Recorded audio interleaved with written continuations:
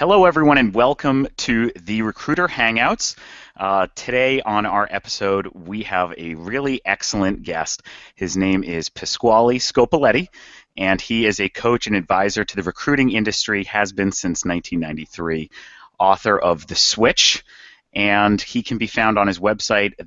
Now I need to make sure I get this right because I've got a lot of coaching before we started today on how to say this. theconsigliori.com. Correct? Perfect. Bravo. Excellent. Great. And of course, we have Bill Vick, founder and principal of Vick and Associates, consultant and trainer to the recruiting industry as well, serial entrepreneur, author of Big Biller, co-author of LinkedIn for Recruiting, and he is using all of the wonderful information that we are getting on these Hangouts to write his third book, which is yet to be titled.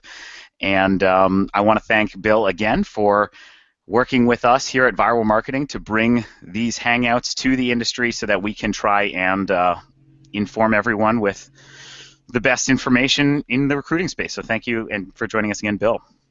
Andrew, it's my pleasure, and I'm looking forward so much to talking to Pasquale. Excellent. Well, let's not waste any time because I know you have lots of questions. Hey, Bill, I've got an idea for you. Which is? We could call your book The Consigliori's Guidance to Recruiter and What Everybody Else Says Too. Oh, that sounds so perfect. That's it. Perfect. So we just named your book. You know, the consigliori is, I think it defines something very different in what you do. We both know a lot of people who have labels of coach and trainer and a whole number of others. But nobody is the consigliori. So I spent some time trying to understand what that word meant. And I went and I researched and I went to the wikis and definitions and all of that. And the best one I came up with, which I think really says it, a consigliori is really a trusted advisor. Yes. And that to me says so much more than not just coaching or training. A trusted advisor. And I think that's just a great handle. Could I add a little to that for you? Please. In addition to the trust, which is, you picked the single most important element. That is, if there's a single element of the definition, that's the one. You got it spot on. There's a couple of other elements that I think round it out some, Bill. The next one is zero power. See, a consigliore, in Italian, it actually means counselor. It really is the exact same word as the counselor. And so the Don, who's the head of the family, he has to have advice. He has to have counsel. And often, and this is very important, the consigliore must be empowered to challenge the Don, to challenge his thinking, to poke holes in it, and even sometimes to make fun of the Don the way no one else can. But for that to work, the consigliore can have no actual power of decision or execution. So the Don has all power, the consigliore has no power, and his entire function is in service to the Don. So along with the trust, there's this extraordinary relationship where the lines of power and decision have been absolutely established, and they are unbreakable, which leads to the third part that I'll add. It's actually, and you know, I don't want to get all religious on you, but I'm going to use a religious word. It is a sacred relationship. The relationship between the Don and the consigliore must be soul to soul. So head to head, heart to heart, soul to soul. And in all three of those ways, Bill, then our work, the Don and his consigliore, is all around a single purpose, and that is to make the Don more mighty in execution himself. So better decisions, better leadership, better performance at whatever it is that he actually does or executes himself or herself. And so the head, heart, and soul bond is solely focused on just that one purpose of empowering a greater might in victorious execution for the individual who's the head of the family. See, the one thing you do that I love so dearly is the one thing that most recruiters, trainers, and coaches have forgotten. And I forget who it was that said it about you. They said that you're the prophet of profit. And that's the essence of the business. And Yes. somehow we in the recruiting industry have forgotten what brought us to the party, and the party is based on profitability. Yes. It's based on dollars. It's based on making money. Yes. You talk about that. You teach that. You encourage that. You empower that in others. And to me, that's one of your greatest strengths. Well, thank you. I'm going to go a little political in response.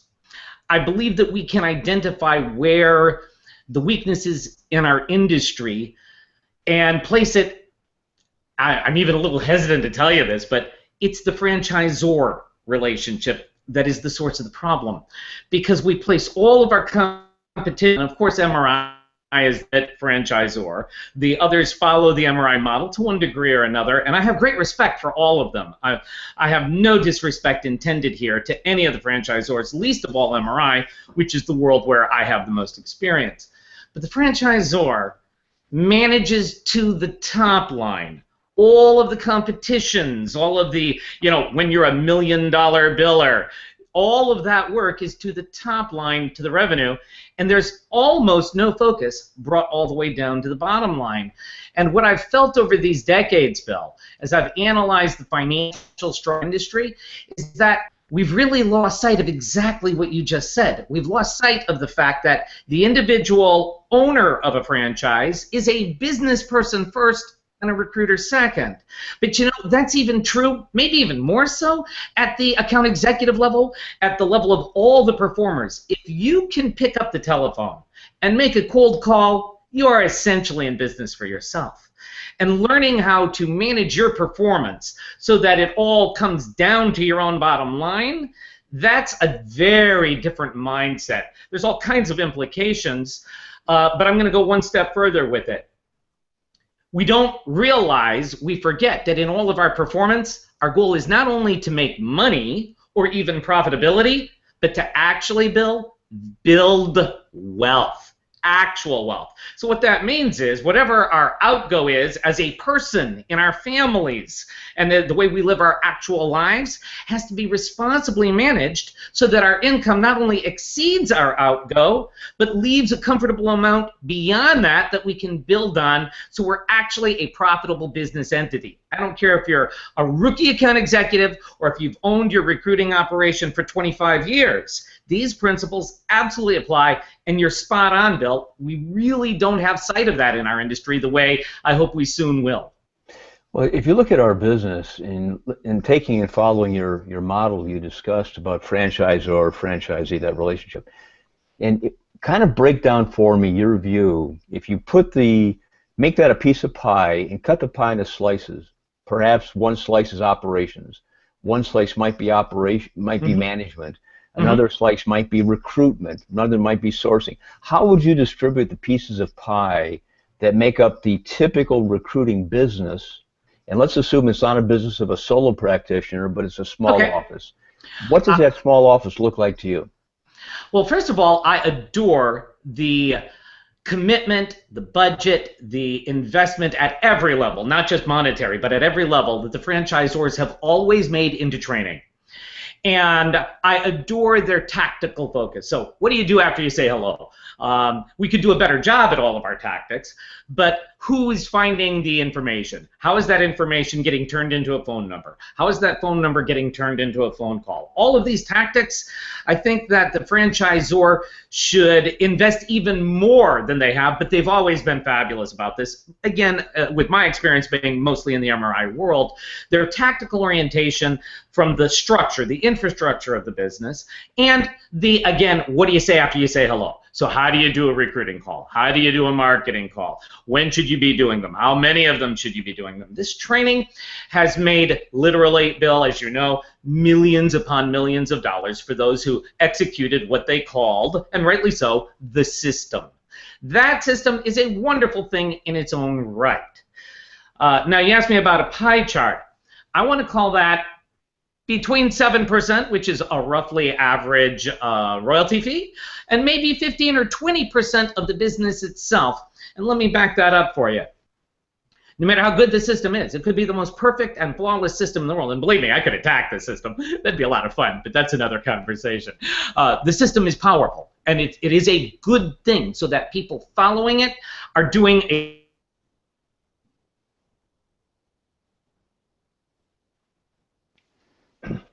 Whoop, looks like we have a slight connection hiccup. We'll see if you can just jump right back in a second. They can give you the ideas. They can give you format. Hey, Are we there? Pasquale. Yeah. Yes, we're here. If you wouldn't mind just kind of backing up a little bit, we had a little bit of a hiccup there in the connection. So if you wouldn't mind repeating maybe the last 20 seconds of what you just said. It's from Wi-Fi. Yeah. Got it. Sorry about that. That's okay. All right, so the system, no matter how perfect it is, it wouldn't matter, Bill, it could be the most perfect system in the universe. If you don't lead the execution yourself, the system will not save you. And I have seen hundreds, literally hundreds, maybe more, of franchisees either struggle through the decades, struggle through the years, or go out of business attempting to follow the system, but not having any mechanism to bring their own performance forward. And so I'm going to put 80%, Bill, 80% of the execution at minimum is on the owner and the leader, the leadership element in a growing recruiting operation, with the hiring, with the training, with the firing, with the replacing, with the morale. Here's another very specific tactical example for you, Bill. We've got the Founders Club or the President's Trip or whatever we call it in whatever the award system is, yes? If you use that as a club over the head of your people, you'll never get more than 2 to 3, maybe 5% of your people onto the Founders Trip or the President's Club, whatever we're calling it. Whereas if you lead it in a positive manner, and if you pay attention to it throughout the year, so at the end of the first month, certainly by no later than the end of the first quarter, you got to have a meeting with everybody. All right, these people are this far along. These people we got to focus on, and we got to build some new structures in, because what we want is every single person to go on the trip. If you're not paying attention to that, if you're not investing into it positively, you're never going to get a great number going on the trip. It's a great example. It's only one. We can do that with phone time. We can do it with numbers and metrics. We can do it with the science of recruiting, the ratios from the phone time to candidate calling, to your marketing calling, to your matching, on down the line of every element of recruiting performance. The system empowers a certain level of understanding. But if you don't approach it creatively, if you don't take it in yourself and turn it into your own, that 10, 15, or 20% that you got from the franchisor will never lead you to the shores of greatness. So I want to make sure I understand, Pasquale. Are you saying that if you look at a typical office, and I'm going to make an assumption. Yeah. Small office, maybe it's 3 recruiters, a Sure. secretary, admin, and an owner. So it's 5 people in a group. Perfect. You're saying that 80% of their success is based on the management style and the training that goes into the business? Absolutely, yes. I'll go a step further for you. In that situation, I cannot too strongly urge that the single most important focus for that is their own desk level performance. Now, this is absolutely not ancient doctrine. Ancient doctrine was you open up your shop, you have 4 desks, not 3 with the admin like you just laid out. You have 4 desks minimum, and you want to grow that number. You immediately hire all 4. You send them to the training, and you get them working while you perpetually recruit, interview, and hire, train and replace, where the training is really essentially being handled by the franchisor, and your job is essentially to build the organization by way of manpower, and then you let those that succeed really lead the way. You let the others, find their place in the middle. Those that don't make it, they don't make it, and that's the normal structure. And it was, at least in the old days, that was absolutely the model. And so what I found... Well, you know personally, people like the Bob Bassmans of the world, the Larry Youngergals, the Mark Rednicks. Absolutely. The people that are the hitters, the top 10% performers, is offices in the MR system, plural. Yes. Those offices probably don't have that same model mentality. They have a lot of tenure. Yes. They don't have quite the same churn and turn that a small Absolutely office not. has. No, in each case, they're total. You couldn't pick 3 more totally different managers who yet we could find tremendous similarities beyond just their greatness. They were extraordinary. Each one of those guys is an encyclopedia of recruiting knowledge and mastery, and I am honored for each of them to have been my teacher, because when I first became a coach of recruiting, I knew absolutely nothing about recruiting, and from then till now, all of my clients are the people who teach me. But what I can tell you in response to your question directly, Bill, about those three, is that they focus dedication on the greatness of their best performers. It's not that they didn't manage the entire company, they absolutely did. And they each had totally different management styles, different leadership approaches, etc.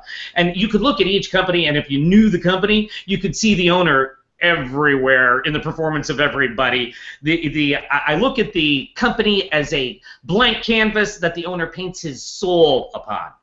Oh, Nonetheless, I love it. Wait a minute, I'm going to write that down. Absolutely. And that, by the way, that's true all the way on down. It's not just true of the great ones. So back to your 3-person shop, you will find that the strengths of that little team are the strengths of the leader. The weaknesses of the leader are the limits that the team will not perform above. Okay. And so I will come back to why that leader should actually be focusing his or her performance on their own personal billing performance. But back to the big shop question, the Engelgaus, Bassmans, and Rednicks, and many others, they focus on the greatness of their best performers, and they're pushing there. I'll give you an example. One of the things I'll never forget that Sandy Bassman told me is that her one and only focus, the only thing she cared about, is Rookie of the Year. Every single year. In a year that Sandy didn't have her Rookie of the Year, she was not a happy person. And if you know Sandy, you know you want her to be happy. She may well be the greatest strategic and tactical trainer our industry's yet had. Maybe present company excluded, I don't know, but I'm telling you, what she gave to her Rookie of the Year, and she explained this to me. She would start out with a team at the beginning of the year, and she would serve and support every single one of them. She would teach them the Bassman way, she would teach them all the fundamentals and serve and support their performance, and she went way beyond just training. She's absolutely a mother figure to them. So she learned everything about their lives, built an incredible relationship to them, and empowered them in ways that only a mother could. But she was always looking for her one.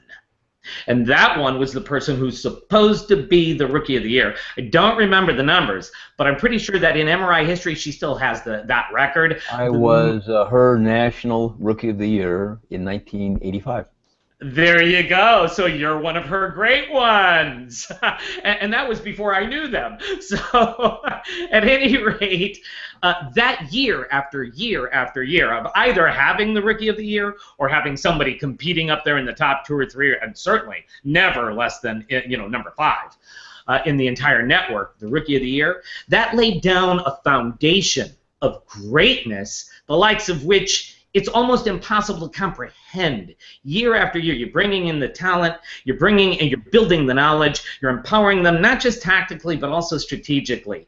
Now, that to my read was actually more Bob's job than Sandy's. Sandy was the mistress of the tactics, and her tactics were just about like perfect. She tells you to do something, you do it, you make money. Bob has a much more brilliant strategic mind, I think. I can't really make the comparison directly because I never worked so closely with Sandy as I did with Bob, but I do know that the strategic counsel and the strategic investment, to give you an example, one of the things we worked on, I'm going to call it 95 and 96, Bob made an initiative to get out there and get on a plane, to take his account executive with him, and to go out and spend an entire day with a key account at every single opportunity possible. So instead of like just once to go close maybe a big retainer deal, if the opportunity was there, Bob's on the plane, the account executive is on the plane, they're going out, they're spending an incredible executive day. And so that trusted advisor you were just talking about, Bob and his best performers became strategic counselors to their key accounts, not just, seat fillers or a procedural kind of company that's going to fill an opening more rapidly or more efficiently. They brought a kind of talent that went straight to the heart of the very definition of the company and to its very mission and purpose. So a person's getting hired not just for a position, but for a function on a team. And Bob and his people, and the numbers they generated, to my recollection, we went in a 10-year period from 2002 through 2012 from 2 million gross volume at the beginning to 12 million gross volume at the end of a decade.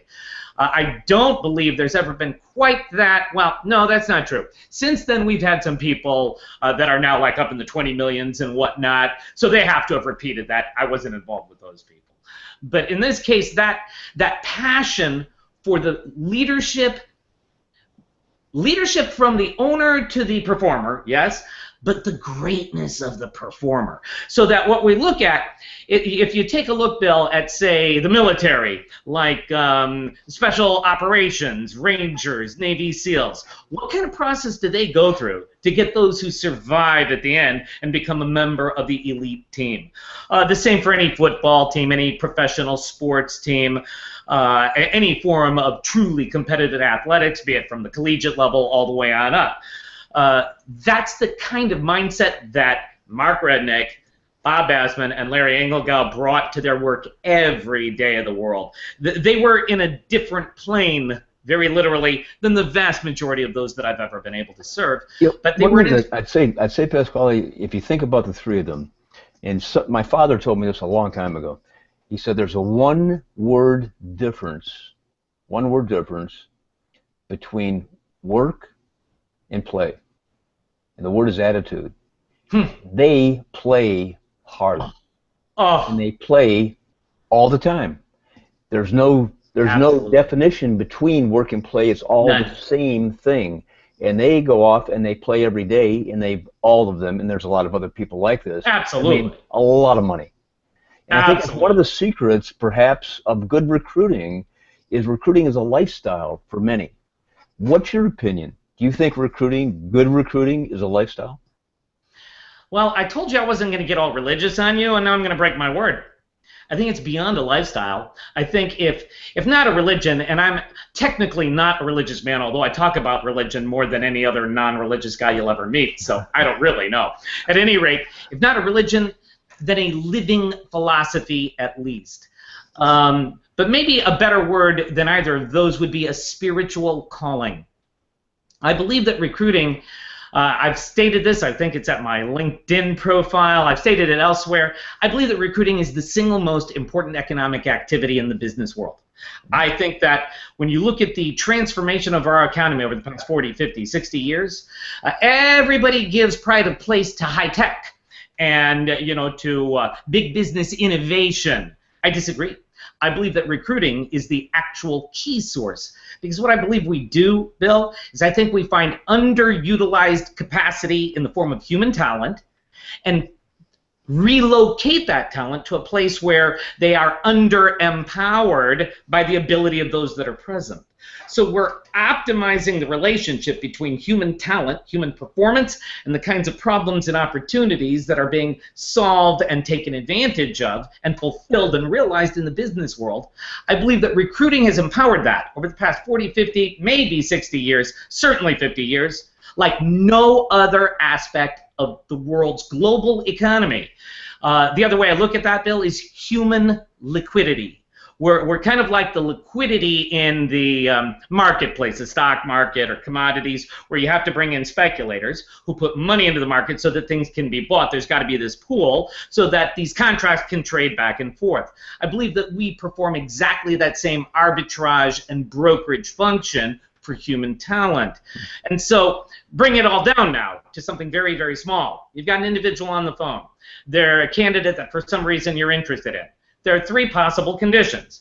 They've been at where they're at so long, and they have accomplished so little that they're no longer marketable. And our wonderful friend Bob Marshall would call that a can't help. The other condition is they've been there too short. They've got to prove themselves. You can't be job hopping. It might be every 3 years, but it can't be every 3 months. Right? So they've been there for too short a period of time. They've got to learn more, and they've got to establish something that is marketable. So they're too short a period of time to change. So that's the second condition. And then the third is the Goldilocks, just right. So this individual has been there the right amount of time. They've learned what they needed to learn. They've accomplished what they needed to accomplish. They have a marketable skill, and we can find a way to relocate them. Now, who in the world can help that person make that analysis? The recruiter's the only one. Sure, they can talk to a grandfather, an uncle, a friend, a spouse, all the people, but nobody will have the professional knowledge, not only of what these accomplishments are, but what the market is on the other side. So when you make that call and you help them make the decision as to whether or not it's time right now to move, you're helping that person make their very dream for their career come true. To me, that's a spiritual calling. The exact same thing is true on the other side, maybe even more so. And I'm going to give a plug to my friend Brad Smart and his book Top Grading, but I'm also going to emphasize that the first edition is much better than 2 or 3. So go out. It's very inexpensive. Go to Amazon, get Top Grading. The chapters in that book about how to help a performer, about how to help them transform, the coaching chapters, but most especially the entire concept of moving the skill level of your entire organization up. I think it's been a missed opportunity for us, Bill. Brad Smart did come and speak to the MRI Global Conference in 2003. He wasn't embraced. And I think it's been a missed opportunity in our industry that we have not taken top grading in and made it ours. I don't believe that a company can top grade itself the way a properly focused third-party, independent recruiting firm can. No, and I love the internal recruiting people. They're fabulous people. They do a wonderful function for their company. But they cannot provide the same kind of, I'll use the word again, spiritual service to an employee that a third-party independent recruiter can, because they have only one opportunity they can present. They can't give this individual any information about where else to go in the marketplace, and they can't help this person make that decision in that totally different strategic manner that a third-party independent recruiter can. But getting back to the top grading for the company, regardless if you embrace Brad Smart's concept or even like what I'm saying about changing the performance profile of the firm, when you help out a manager, find performing talent now. Our favorite line. It's such a wonderful closing line about what's keeping you up at night. We bring you the people who are going to let you have a good night's sleep tonight. I love that. What are you actually doing? You're truly transforming the world of that hiring manager when what you're providing is talent that will bond, that will absolutely enter into the culture with a proper fit. We are the world's greatest at that. Nobody knows what a fit is the way we do. We know whether or not a talent and a manager are going to be able to work together, at least once we've built up a little experience. And so we are giving them those people who will actually and absolutely solve their problems. It's worth 10, 100 times our fee. And when you care about your hiring manager's performance, that again is to me an economic but a spiritual calling. You know, Pasquale, I'm going to ask you to define in your view. People say good recruiting, bad recruiting, super recruiters, all the terms and labels. What, in your mind, and how do you define, to me or somebody else, what is a good recruiter? Just 2 elements. A good recruiter, first and foremost, above and beyond all things else, has a hiring manager and a new employee that say, I'm so thrilled this job change has occurred. I'm so thrilled I hired this person. I'm so thrilled I made this move. This recruiter helped me do it. The fact that we have actually served, so we've got a new person in a new position, and the person that paid us to do it is thrilled that they cut that check to us. They're not like wishing, oh, why didn't I find this in my own company? Why couldn't my internal people give me a recommendation? Why did I see that? Why did I have to pay so much money for it? That is the exact opposite of the definition of a good recruiter. So when we look at it from both the customer or the hiring manager's point of view and the talent who's made the shift, they both have to agree after the placement has occurred that this was fantastic, and the person who authorized the payment has to feel it was a bargain. When they feel that, you're a good, maybe even a great recruiter, unfortunately, because it's not that common. So that's number one, and it's the most important. And if you take that away from me... Could I say that is somebody who has excellence in reputation and relationships, or would you call it, or engagement? How would you define that? I actually define it by just one deal. Okay. All right. So when you go to make your first deal as a rookie, that's what you're supposed to be shooting for. On the other side of that deal, let's talk, modern times. I know you've written about a book about LinkedIn. I want both of those people writing you a glowing recommendation on LinkedIn from your very first placement. So I'm really mean it. I'm coming all the way down to a tactical single placement. I want raving reviews from both candidate and hiring manager 3, 6 months later, whatever that is. But if you don't do that, you're making one of the greatest modern social media era tactical mistakes you could possibly make. Those recommendations are solid gold to you if you've earned them. But most recruiters don't work that hard. Most recruiters just fill the position, they allow it to move forward, they accept their placement, and they're so tactically stressed out about the next deal that they don't know when it's coming. They never think about the relationship that they've just built that could be a treasury for them for the rest of their careers. It could catapult them into, again, our friend Bob Marshall's wonderful term, power broker. When you take this relationship as a treasury to yourself, you now catapult forward toward power broker faster than most people can even imagine, because they don't do this. They so focus on the next deal, they completely forget the last one. So they don't build those relationships. So I really mean it all the way down to one. It's like, I want to hear about the second. But one of the things I think is part of the problem, to comment on this, is recruiting basically is you eat what you kill today. Yes. And that's true. However, there's always tomorrow, and most recruiters seem to get so wrapped up in killing today they forget tomorrow. One of the things I love about viral, here's Andrew on the line with viral marketing. One of the things I love about viral marketing is they could give a recruiter an opportunity to kill today and tomorrow and next week Absolutely and next month, because they're freeing up the continuity of those kinds of raving fan relationships. And all right. do that with a concept of social media and video. And I love that. I love that. You got me all ramped up. So you got to let me not forget about the second part of our definition, all right? But we're going to do a subliminal advertisement now that no one will notice on behalf of viral marketing. So everybody, close your eyes, see the little watch in your mind, because we're going to talk about the single most important tactical investment you can make that will transform your performance strategically. When you go to do marketing in clockwork rhythm, get your videos done, get your posts out, do your social media, and they will whip you into shape.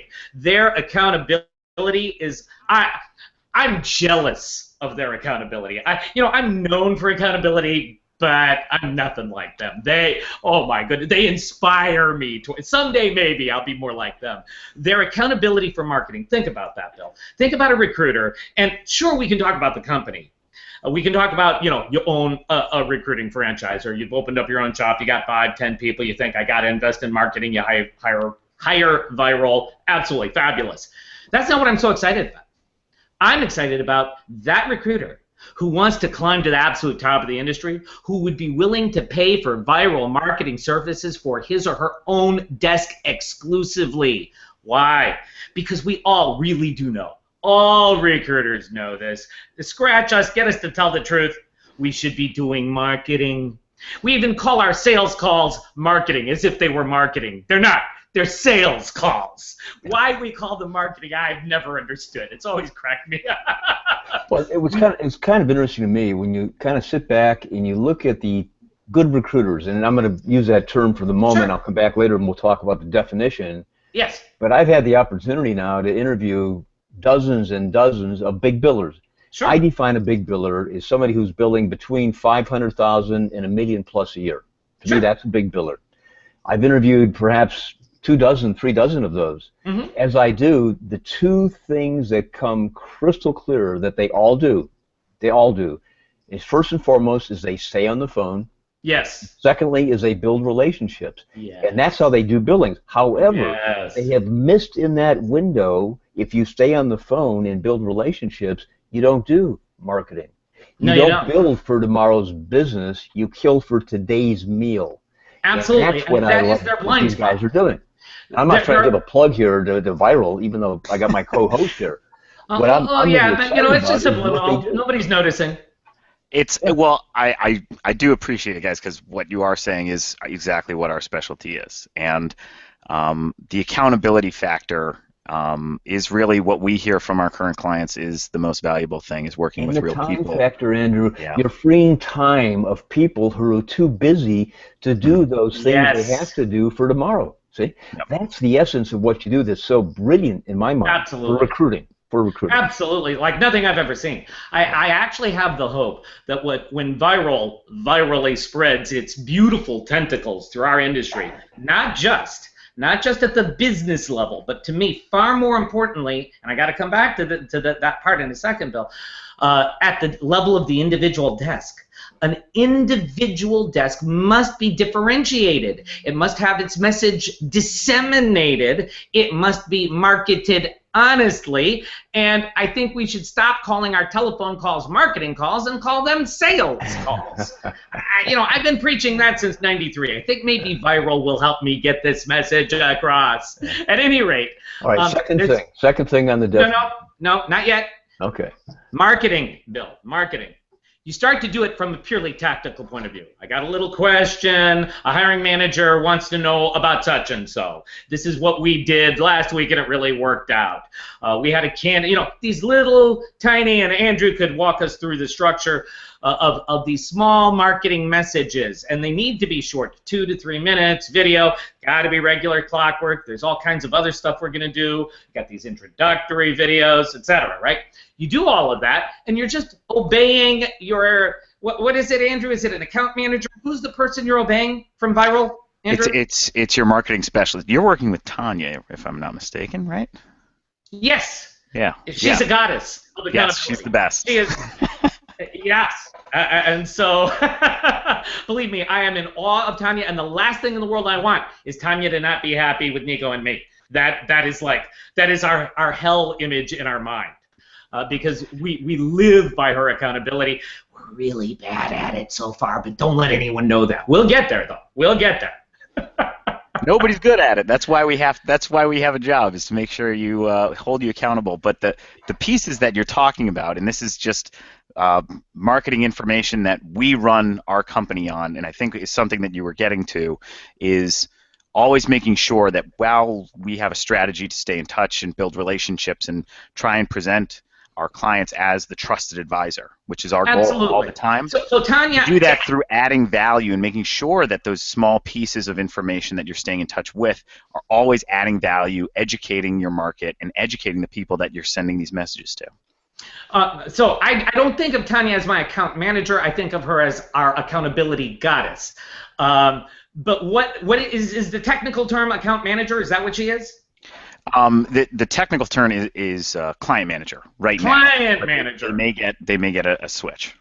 There you go. Okay, so client manager. Your client manager. Okay, I'm going back to Bill now. Bill, the client manager from Viral is going to get you doing these tactics again and again and again and on time. Tanya or whoever you're going to be working with is your accountability goddess or god is going to keep you on track. Tactically, feel the rhythm, tactically. Every 2 weeks we're doing this. Every 2 weeks we're doing that. We got to fill in the, all right, so there's this rhythm that you build up. But there's an evil genius that Viral has sneaked in.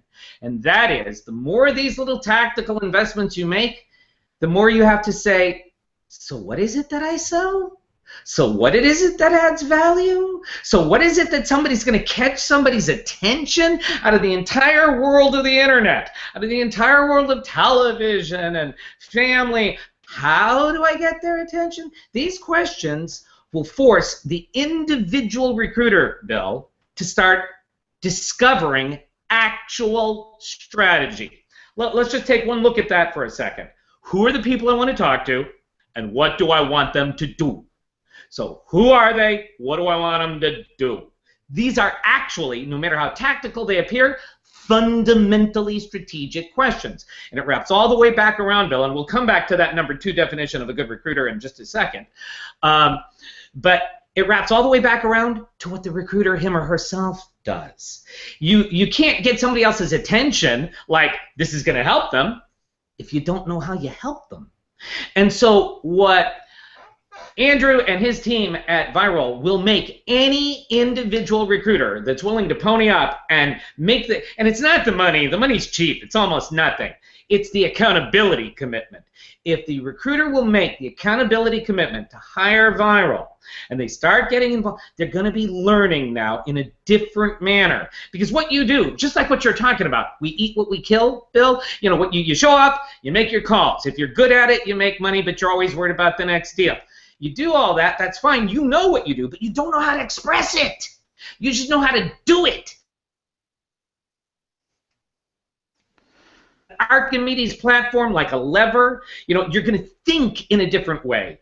I believe it was Einstein, and if not, he's been quoted, you know, since 1832. I believe it was Einstein that said, you can't solve a problem at the same level of thinking at which you created the problem. Viral and our marketing accountability that they empower us with transforms the way we think about what we do. So instead of just doing it, we have to think about it, then we have to express it, and then we have to test whether that expression was successful or if it failed. And so it forces a strategic transformation. I gotta bounce. I can't tell you how excited I am for this.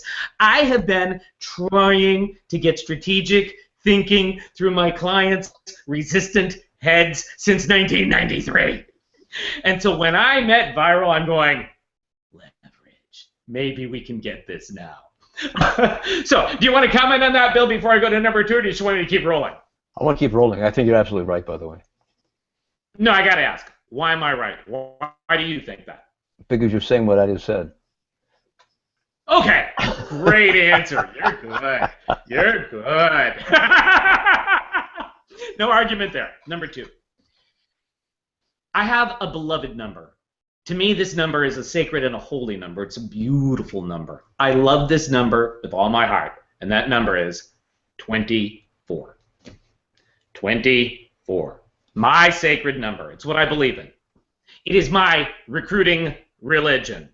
24. 24 what? Placements in a year.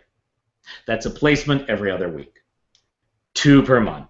6 per quarter. You can see I've done the numbers on this. 24 placements in a year. That's, unfortunately, though, Bill, my number. Every once in a while, I'm able to sell that to somebody else. And to the degree that they buy into it and make it their number, then it's a good number for them, too. And look around. You see somebody doing 24 placements, you see a happy camper. So, but most people don't believe in that number. So I say it, I'm all happy and excited, right? My number, sacred tone. You know, this is, they can't believe. So what I've found they have to do, and this goes right back to your point about dollars and profitability, they have to actually look at their real life. What are your actual real expenses as a person or as a provider for a family? What are your actual expenses? And if your actual expenses are between $50 and $60 or $70,000, or maybe if you're really frugal, 30 or 35, wherever you're at, you're never going to have the motivation to force yourself to get up to $150 or $200 or $250,000 in income just because you should, or just because some coach is on the phone in your ear saying 24. People can't believe in it. And so the profitability number is what their actual expenses, including their taxes and all of their frivolities and entertainments and little trips and everything they would want to do. Their, you know, any budget, talk to any financial planner, they give you your little budget form, bam, bam, bam, all your little lines. And it really doesn't matter what that number is. You know, if it's 40 grand, then that's 40 grand. If it's 90, if you can't live on less than 180, whatever the number is what it is. So that's where you have to start, your own actual real life. Then you got to ask yourself, what am I worth in profit? See, I have to make more at the end of the day, after taxes, after every other expense, than what I spend to even be worth anything. I don't know if you know the number. I recently heard, Bill, that in the United States, it's like 1 in 20 families is able to survive an additional $500 expense in a month because they're cutting it that close to the wire. 19 out of 20 families, I think the number is. Do you know the number? I don't. It's somewhere, it's some insane number where if you get hit by a $500 or say $1,000 expense, you don't, you're putting that on a credit card. If if you can get another credit card, you're doing something. You're tapping into something that you shouldn't be, because it's that big a financial crisis. See, as recruiters, we start out that way. All of us start out that way. We start out poor, or we wouldn't be recruiters. None of us grew up dreaming to be a recruiter when we were little kids. We found our way in life. I'm going to quote Larry Engelgau for you here. He viewed, this was his term, he viewed what he did, and it was a beautiful term. He wasn't comfortable talking about it to too many people. I mean, he spoke about it from the pulpit. A hospital. And what he told me is that people came to him broken, and they left him financially fixed and wealthy. And he had a sacred deal that he established when he would hire every single, you can talk to anybody that was ever hired by Larry Engelgau and check me out, that if they would do what he told them to do, they wouldn't only learn how to succeed as recruiters and make money, they'd learn how to make money wherever they went for the rest of their life, whether they were recruiters or any other thing. It was a sacred bond. He required that they accept his counsel and his guidance, and not just the bad guidance, but the praise as well, all of it. They had to be ready to listen to him. This was absolutely critical, and I've never seen another manager have that kind of approach to their relationship to the performer. But they would leave when they were ready to go, wealthy people, able to make money for their, and I met those people. I went out to Portland. I met the people in person. I knew them over the phone from the work that we did. There was an individual who told me he was 55 years old when Larry hired him, didn't have 2 nickels to rub between his fingers. He was literally homeless. He was sleeping in his car outside the mall where Larry's shop was. He's literally homeless, came into the mall, discovered Larry, talked Larry into hiring him, and at age 72 or 3, when he was retiring on passive income from apartment buildings that he owned in Portland. That man told me that story personally, so it's in my heart. And so Larry lived up to that. Going back, what's your actual expenses? Your real ones. You got to learn them. You got to look. You got to go there and count it up. And so if the number is 130, then what are you worth in addition to that? So what's the profit margin on your business as a recruiter? Let's take easy numbers. Let's say your expenses are 100. Let's say you think you're worth 25%. So that means your commission, whatever it is, 30, 35, 40%, whatever, of the total number of billings has to be worth $125,000. So you do your little calculations, whatever your average deal is, whatever, and MRI's been doing this forever. They've got the whole form. I saw the form in '93 where it calculates all the little things. It breaks it down to the number of send-outs, the number of job orders, breaks the whole thing down against your goal for the billings. The thing is, back then, Bill, and to this day, the numbers never changed. Whenever anybody comes to me and they've even gone to the work to do this number, it's always $300,000. 300,000. I came to hate that number because it's always malarkey. No one is ever and nobody ever looks. So they say at the beginning of the year, here's my send-outs, here's my placements, right? My average fee. This is getting me to $300 in billing. But they don't care. They don't look. They don't manage to it. They're not serious about their own profitability. So going back to our 125, let's say for that person, just do our little black box magical calculations, it's 8 placements for the year. That's 2 a quarter. So if you go 2 months and you haven't made a placement, you're falling away from your profit margin for the year. That's what we have to cover. And that is point number 2 about being a good recruiter. A good recruiter, whether you like my 24 number, very sexy, very exciting, but maybe baloney if you're like buying into it and there's no chance you're ever going to get there, or can you do the 6 or 7 or 8 or 9 or 10 or whatever the number of placements is that are going to get you not only your expenses covered, but that profitable additional amount that is actually what you work for. And you see, a good recruiter grabs hold of that, puts it into the financial wealth bucket. See, we can't just be a sacred service like a priest in a monastery or in a church or a rabbi serving our clients and our recruiters. We have to serve ourselves. Now, I got to emphasize, this is really important. We're number 2. The client and the candidate, they're number one. So even if you've only made one deal, you go back 3, 6, or 9 months later and you get your LinkedIn recommendation and they still love you, you're doing the most important thing. But you can't live that way. You're going to starve. You're going to wash out. So we have to turn it around and ask directly, honestly, powerfully, and with mathematical rigor. What's in it for me? A good recruiter is in it for himself. But second, service first. Interesting. You know, what a great conversation we've had, Pasquale. You've touched on excellence. You've touched on cause and effect, which was part of what you were talking about. You really talked about I'm going to call it the essence of the business. Yes. And you speak to that with authority, and I think love as well as passion. Oh, And you love I the love business. this business. It comes through to me. And I want to thank you so much for spending a few minutes and chatting and talking and educating and all of that. It's been a great conversation, and I hope we have a chance to do it again. Oh, we absolutely will. You're a spectacular host. I'll let everyone know that you promised me that I would only be allowed to say brilliant things by the way you managed me, and you are amazing. You're a wizard. You did it. You tell me when. I'll be back. All right, great. Hey, great. Thank you, Pasquale. I hope thanks, so. Andrew and Byron. Oh, yeah. Well, thank you for joining us. I know that you've done our podcast as well, so we love having you on. You always bring such excellent energy, and I love it. It's infectious too. It's my afternoon here, and you have me ramped up to get more stuff done. Well, thank you both so much. It's been a delight for me too. And for those of you watching, of course, you can check out more of Pasquale's information on his website. The Consigliori. Oh, I didn't roll my G enough. The Consigliori.com. Yes, sir. Okay. Yeah. Consigliori.com.